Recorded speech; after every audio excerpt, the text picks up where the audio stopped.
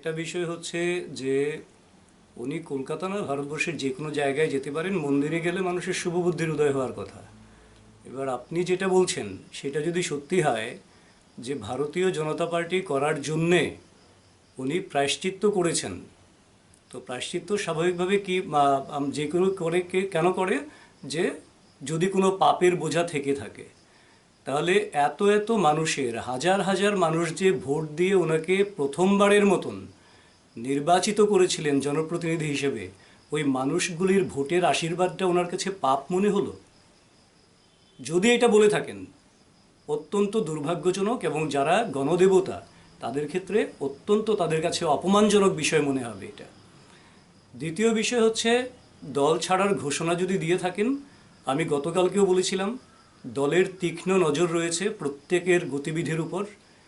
তো দল ছাড়ার ঘোষণা যদি দিয়ে থাকেন, ফুটেজগুলি আমাদের কাছে আসুক, আমরা অথেন্টিক সমস্ত কিছু বিষয়ে বিচার বিশ্লেষণ করব, করে যথারীতি সঠিক সময়ে সঠিক ব্যবস্থা নেব।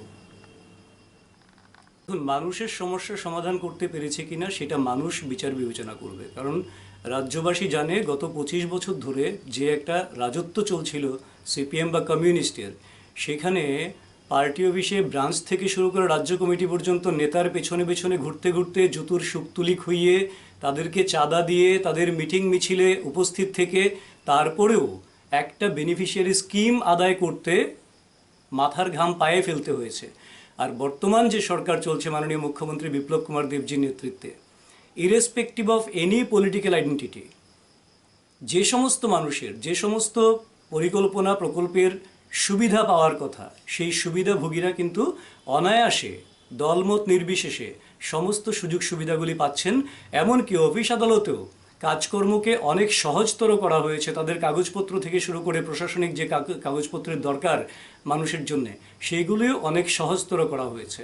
কাজেই এখানে কাটমানির জায়গাটা বন্ধ হয়েছে, এখানে দালাল চক্র বন্ধ হয়েছে। তো এই সমস্ত বিষয়গুলি পেয়ে মানুষ খুশি, এবং আমাদের ভারতীয় জনতা পার্টির কার্যকর্তা যারা রয়েছেন, একেবারে বুথ স্তর থেকে, পৃষ্ঠা প্রমুখদের স্তর থেকে শুরু করে রাজ্য কমিটি পর্যন্ত সবাই সমস্ত কার্যক্রমগুলি সফলতার সঙ্গে প্রতিনিয়ত পালন করছেন। দল মজবুত রয়েছে, সংহত রয়েছে, মানুষের গণসমর্থন এখনও ভারতীয় জনতা পার্টি ত্রিপুরা প্রদেশের উপর রয়েছে। ত্রিপুরা রাজ্যের মানুষের প্রায় 40 লক্ষ ত্রিপুরাবাসীর আশীর্বাদ রয়েছে মাননীয় মুখ্যমন্ত্রী বিপ্লব কুমার দেবজি, এবং ত্রিপুরা প্রদেশ বিজেপির সঙ্গে তারা রয়েছেন। কাজেই একজন দুজনের এই ধরনের মন্তব্য ব্যক্তিগত জায়গার থেকে, জানি না কেন করেছেন, ব্যক্তিগত জায়গায় আঘাত পড়লেই হয়তো এমন মন্তব্য আসতে পারে, দুর্ভাগ্যজনক মন্তব্য আসতে পারে। তো সেইগুলি মানুষ মেনে নেবে না।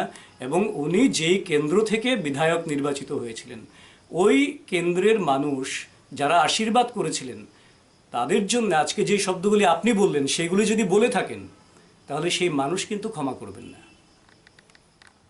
বললাম, আপনি যা বলছেন অত্যন্ত সিরিয়াস এলিগেশন। আমরা সমস্ত ফুটেজ পাই, সত্যতা যাচাই করব, করে ভারতীয় জনতা পার্টি ত্রিপুরা প্রদেশ মাননীয় সভাপতির নেতৃত্বে বসে সঠিক সময়ে সঠিক সিদ্ধান্ত নেওয়া হবে, এবং আপনাদেরকে সঙ্গে সঙ্গেই জানিয়ে দেওয়া হবে।